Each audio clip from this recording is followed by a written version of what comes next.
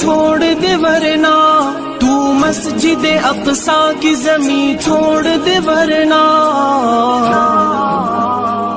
اے لشکر کفار بلاؤں کیا عمر کو، اے لشکر کفار بلاؤں کیا عمر کو، اے فاروق اعظم۔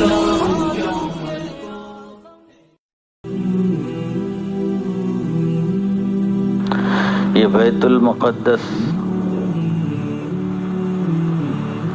خانہ کعبہ کے 40 سال کے بعد بنا، جیسا کہ حدیث شریف میں آتا ہے۔ دنیا میں توحید کا پہلا گھر خانہ کعبہ، اس کے 40 سال کے بعد بیت المقدس بنا، اور انبیاء کا سلسلہ بنی اسرائیل کا ہی چل رہا تھا، تو قبضہ کس کا ہوگا؟ بنی اسرائیل کا ہوگا۔ بیت المقدس پر قبضہ بنی اسرائیل کا تھا، لیکن اللہ تعالیٰ ان کی شرارتوں سے 2 مرتبہ خطرناک سزا دیتے ہیں، بیت المقدس سے ان کو نکال دیتے ہیں۔ وہاں کے بہت سارے نشانات ظالم بادشاہ توڑ دیتے ہیں، پھر یہ توبہ کرتے ہیں، اللہ مدد کرتے ہیں، تو پھر بیت المقدس میں نے آباد کرتے ہیں۔ اللہ کے رسول کے آنے سے پہلے 300 سال تک اس پر عیسائیوں کا راج تھا، یہودیوں کا نہیں۔ 300 سال پہلے یہودی تھے، حضور سے 300 سال اس پر عیسائیوں کا راج تھا۔ ان کے اندر آپس میں بڑی رقابت، بڑے ایک دوسرے کے دشمن۔ ہم یہودیوں کے اتنے شاید دشمن نہیں جتنے دشمن یہودی عیسائیوں کے ہیں۔ ہم شاید یہودیوں کے اتنے دشمن نہیں جتنے عیسائی یہودیوں کے ہیں۔ ان کے پاس انسانیت نام کی، مذہب نام کی کوئی چیز نہیں، شرارت سے دل دماغ ان کے بھرے ہوئے ہیں۔ بیت المقدس 3 مذہبوں کا بھی مقدس ہے، اسلام کا بھی مقدس ہے، یہودیوں کا بھی مقدس ہے، عیسائیوں کا بھی مقدس ہے۔ 15 ہجری میں حضرت عمر رضی اللہ تعالیٰ عنہ کے دور میں ابو عبیدہ جو امیر الجیش تھے، ان کے ہاتھ پر اللہ نے بیت المقدس فتح کیا، جب عیسائیوں کا قبضہ تھا 300 سال سے۔ عیسائیوں نے کہا کہ اگر تمہارے امیر المومنین آ جائیں گے تو ہم ان سے صلح کر لیں گے۔ حضرت عمر رضی اللہ تعالیٰ عنہ صحابہ میں مشورہ فرماتے ہیں کیا مجھے جانا مناسب ہے؟ نہیں۔ تو حضرت عثمان غنی رضی اللہ تعالیٰ فرماتے ہیں خطرہ ہے، آپ کو نہیں جانا چاہیے۔ حضرت علی رضی اللہ تعالیٰ فرماتے ہیں آپ جانے سے خون خرابہ ختم ہو جائے گا اور آسانی سے شاید اللہ تعالیٰ بیت المقدس عطا فرما دے۔ حضرت عمر رضی اللہ تعالیٰ عنہ حضرت علی کی رائے کو پسند فرماتے ہیں، وہاں سے نکلتے ہیں۔ کپڑے بھی بیون کے تھے، سادے تھے، اور جہاں اسلامی کمانڈر تھے وہ آ کے بولے کہ حضرت آپ کے کپڑے بڑے سادے اور پھٹے ہوئے ہیں، یہ کپڑے آپ پہن لیں، ان کے اوپر روب پڑے گا۔ حضرت عمر پہنتے ہی فوراً نکال دیے، کیا مصیبت میں ڈال دیے، میرا نفس گڑبڑ ہو رہا ہے، لاؤ میرے کپڑے سی کر پیون ڈال کے دے دو، میں وہی پہنتا ہوں۔ تو امیر المومنین پیوند کے کرتا پہن کر بیت المقدس اللہ نے ان کے ہاتھ پر فتح کر دیا۔ سارے لوگ عیسائی بیت المقدس سے نکل گئے اور چابیاں عمر فاروق رضی اللہ تعالیٰ عنہ کو دے دی ہے۔ وہاں 2 جگہ تھے مقدس یہودیوں کی، جسے صخرہ کہتے ہیں، چٹان، لفظ کا ترجمہ چٹان۔ یہودیوں کی وہ مقدس جگہ تھی، لیکن عیسائیوں نے اسے ختم کر کے نشان ہی مٹا دیا اندر۔ اس کے اوپر عیسائی عورتیں اپنے حیض کے کپڑے ڈالتی تھیں، گندا اور کچرا ڈالتی تھی۔ ایسے ہی جب یہودی تھے جہاں عیسیٰ علیہ السلام ان کے خیال سے سولی پہ لٹکائے گئے، تو اس جگہ پر یہودیوں نے کچرا ڈال دیا تھا، اور جب عیسائیوں کا قبضہ ہوا تو عیسائیوں نے اس جگہ پہ گندی چیزیں ڈالنا شروع کر دی، میں نشان ہی نہیں رہا۔ اسلام ایک واحد مذہب ہے جو اللہ تعالیٰ کی دی ہوئی کرامتوں کی حفاظت فرماتا۔ یہ ناحق کسی مذہب کو مٹانے کے چکر میں نہیں ہوتا۔ اگر کسی کا چرچ ہو تو رہنے دو، کسی کا معبد یہودیوں کا ہو تو رہنے دو، مسجد کی بھی ہم حفاظت کریں گے، یہودیوں کے معبد کی بھی ہم حفاظت کریں گے، چرچ کی بھی ہم حفاظت کریں گے۔ یہ اسلام ہے۔ کچرا ڈالنا تو سوال ہی پیدا نہیں ہوتا۔ غالباً کعب رضی اللہ تعالیٰ عنہ سے حضرت عمر نے پوچھا یہ جو صخرہ کا مقام ہے بیت المقدس سے کتنی دور ہے، کچھ اندازہ ہے؟ تو انہوں نے اتنے ہاتھ کہا تو اتنے ہاتھ جا کر وہاں کے صاف کیا، کچرا اٹھایا، اور عمر فاروق بھی کچرا اٹھانے والوں میں تھے۔ یہ کم وقت یہودی ذرا بھی دل دماغ رکھتے تو ہمارے امیر المومنین جب تمہاری مقدس جگہ کے اوپر فاتح ہوئے تو کچرا ہٹا کر صخرہ دکھایا، اے یہودیوں تمہاری یہ جگہ ہے مقدس، اور وہاں نشان سمجھا کر اور کچرا صاف کر کے یہودیوں کے حوالے کیا، یہ ہے تمہارا مقدس مقام۔ اور روایتوں میں البدایہ والنہایہ میں ابن کثیر رحمۃ اللہ علیہ فرماتے ہیں اپنے کرتے سے کچرا صاف کیے۔ یہ کم وقت یہودیوں کو ذرا بھی دل دماغ ہوتا تو بیت المقدس مسلمانوں کو دے دینا، صخرہ لے لینا، اور عیسائیوں کے مقدس مقام کی جگہ ان کو دے دینا، اور ایک ملنسار مسئلہ بنا کر حکومت تو اللہ نہیں دیتا ہے، حکومت فلسطینیوں کی ہی ہوگی۔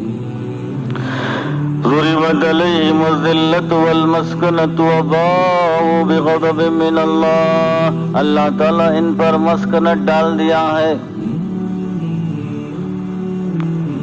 اور ذلت ڈال دیا ہے، حکومت نہیں ملے گی، حکومت نہیں ملے گی۔ اللہ چیلنج کرتا ہے یہ کبھی بھی ذلت اور مسکنت سے نہیں نکل سکتے مگر دو ہی شکلوں میں اللہ تعالیٰ ان کو بظاہر ذلت سے، ایک تو حقیقی ذلت سے بچائے گا، ایک ظاہر میں ذلت کو بچائے گا۔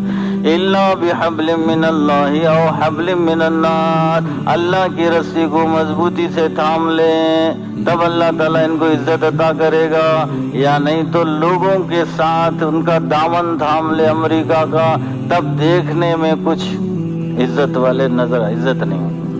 آج امریکہ کا بھی پریشر تھا اسرائیل پر، اعلان کر اب بہت ہو چکا ہے، روس کا بھی پریشر تھا اب بہت ہو چکا ہے، بیت المقدس تیرا نہیں ہے، تو یہ ان کی طاقت نہیں ہے، یہ کٹ پتلی ہیں۔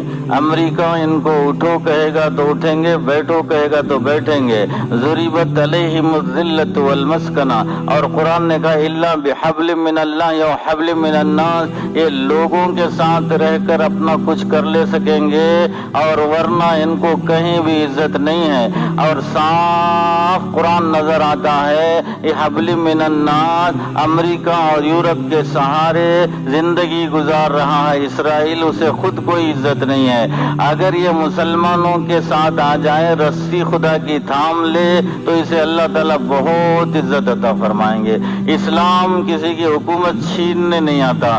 ہرقل کو اللہ کے رسول نے خط لکھا اسلم تسلم، تو اسلام لے آ، سلامتی کے ساتھ رہے گا، تیری حکومت بادشاہت باقی رہے گی، نبی کریم صلی اللہ علیہ وسلم تیری حکومت کو نہیں چھینیں گے، کوئی صحابی جا کر ہرقل کے تخت پر نہیں بیٹھے گا۔ یہی بات کسریٰ کے بادشاہ کو بھی اللہ کے رسول نے لکھی، اور حبشہ کا بادشاہ تو مسلمان ہو کر اپنے تخت پر بیٹھا رہا، مسلمان بادشاہ تھا۔ اسلام حکومتیں چھیننے نہیں آتا، اسلام ظلم کرنے نہیں آتا، اسلام انسانیت کو جتانے بتانے پروان چڑھانے آتا ہے، انصاف کو پروان چڑھانے آتا ہے۔ تو حضرت عمر فاروق اپنے کرتے سے یہودیوں کے مقدس مقام کو صاف کیے۔ اگر یہودی یہ بھی ذرا بھی سوچیں گے تو اللہ تعالیٰ کے سامنے جھک جائیں گے اور فلسطینیوں پر یہ ظلم کرنا برداشت نہیں کریں گے۔ اور عجیب اتفاق کی بات، عمر فاروق رضی اللہ تعالیٰ عنہ جب وہاں نماز پڑھائے تو سورہ صاد آپ نے پڑھی جو اب ہم ہیں،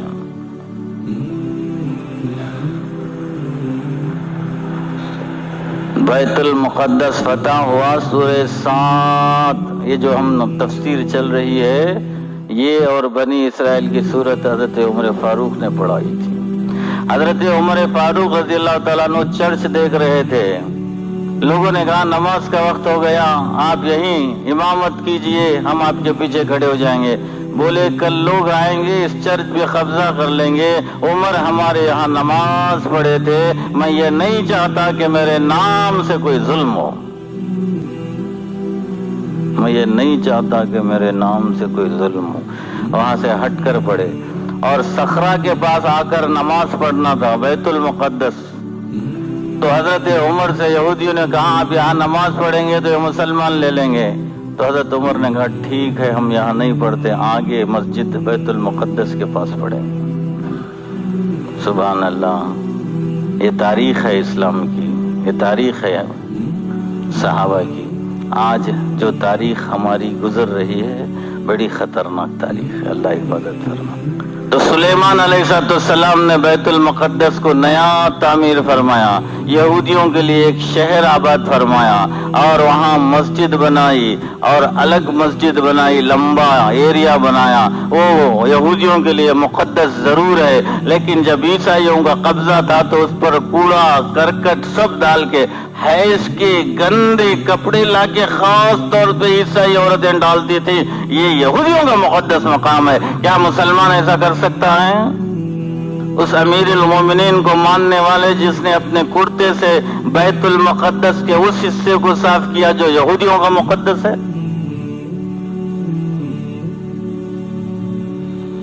اس لیے اقتدار ہم کو ہونا چاہیے، لیکن اہتداء کے ساتھ، ہدایت کے ساتھ۔ اقتدار اگر اہتداء کے بغیر ہو تو ضلالت ہے، مصیبت ہے، عذاب ہے۔ اگر پاور مل جائے خدا کے سامنے جھکا نہ ہو تو فرعون بن جائے گا، اگر پاور مل جائے خدا کے سامنے جھکتا ہے تو نشان انصاف بن جائے گا، نشان بن جائے گا۔ حضرت عمر پیون کے کپڑوں سے داخل ہوئے تو صحابہ نے کہا، ابو عبیدہ رضی اللہ تعالیٰ عنہ جیسے امین و عادل امہ، حضرت یہ ذرا بدل دیں۔ کوئی اور بولتا تو میں اسے سبق سکھاتا ابو عبیدہ، کوئی اور بولتا تو سبق سکھاتا، تو بولتا ہے سن، اللہ نے اسلام کی وجہ سے عزت دی ہے، کپڑوں کی وجہ سے نہیں۔ میرا اسلام مجھے اوپر بٹھاتا ہے، میرے کپڑے نہیں۔ کپڑوں میں عزت تلاش کرنے والوں سمجھو، پیسوں میں عزت تلاش کرنے والے سمجھو، دولت میں عزت تلاش کرنے والے سمجھو، اور دنیا میں عزت تلاش کرنے والے سمجھو۔ اللہ تعالیٰ کی حقیقی عزت اسلام میں ہے، ایمان میں ہے، دین میں ہے، اسلام میں ہے۔ جب اسلام تم چھوڑ دو گے پیسوں کے باوجود بھی ذلیل ہو جاؤ گے۔ آج 57 ملک اسلامی ہیں، 50% کنٹریز ہیں، وہ اسی کے نام سے جمع ہوتے ہیں، اپنے رومال سیدھے کر لیتے ہیں، کھا لیتے ہیں، پی لیتے ہیں، مست باتیں کرتے ہیں، یہ برا ہوا، یہ برا ہوا، یہ برا ہوا، نہیں ہونا چاہیے، اٹھ کے چلے جاتے۔ سدیش رو رو کے دعا کرتا ہے۔ اب کیا فائدہ سدیش کی دعا سے؟ دروازہ کھول دے، جاؤ فلسطین جو جانا چاہتے ہیں، سلمان سے بول، محمد ابن سلمان سے بول، سدیش کہ میرے بھائی مر رہے ہیں، مجھے مدد کے لیے جانے کی اجازت دو۔ جیسے اردن کے لاکھوں لوگ آ گئے بارڈر پہ اور اردن کی حکومت سے کہا آپ اپنے بھائیوں کو بچانے کے لیے جانا چاہتے ہیں، اجازت دو۔ نہتے تھے لیکن جذبہ ایمان کا، آپ کا بچہ کہیں گر رہا ہے، مر رہا ہے، ہتھیاروں کی تلاش نہیں کرتے، یہ تعلق کھینچ لیتا ہے۔ میرے بچے اگر شیر کے سامنے بھی آپ کو جانا پڑا تو آپ چلے جائیں گے، یہ نہیں دیکھیں گے شیر کے ایک پنجے سے میرا کلیجہ پھٹ جائے گا۔ ایسی مثال بنگلور کے پارک میں ہوئی، ایک چھوٹا معصوم بچہ جو دادا ساتھ تھا کھڑکی سے جھانک رہا تھا اور شیر کا پنجہ پڑا اور بچے کو لے کے چلے گیا۔ دادا بے ہوش کے عالم میں بے ہوش شیر کے پیچھے بھاگ رہا ہے گاڑی سے اتر کے، لیکن پتہ نہیں کہ شیر مجھے کیا کرے گا۔ یہ تعلق ہوتا ہے، ہم نے دنیا میں بھی دیکھا ہے۔ ایمانی تعلق ہو، مصر سے لوگ آ جائیں، اردن سے لوگ آ جائیں، سعودیہ سے لوگ آ جائیں، امارات سے لوگ آ جائیں، یہاں سے آ جائیں، ترکی سے آ جائیں، ایران سے آ جائیں، کیا مجال اسرائیل کی آنکھ بھی اٹھا کر دیکھے، کیا مجال کہ یروشلم میرا دارالسلطنت بولے، کیا مجال کہ بیت المقدس میں گولیاں چلا کر نمازیوں کو شہید کرے، کیا ہمت۔ لیکن ان حکومتوں کو سانپ سونگھ گیا ہے۔ آپ لوگ کم سے کم ہوش رکھیں، اسلام کو پہچانیں، آپ کے مقدس مقامات کیا ہیں وہ جانیں۔ تو حضرت سلیمان علیہ السلام کا قصہ ہے، یہی صورت فلسطین کی فتح کے موقع پر پڑھے، یہی صورت آج ہمارے سامنے ہے۔ ہم پروگرام بنا کے لائے تھے کہ یہ صورت آج ہونا چاہیے، میں پڑھ کر حیران ہو گیا۔ حضرت عمر رضی اللہ تعالیٰ عنہ نماز میں سورہ صاد آپ پڑھے تھے بیت المقدس میں۔ آج رات فتح ہوئی حماس کی، ہم سورہ صاد پڑھ رہے ہیں۔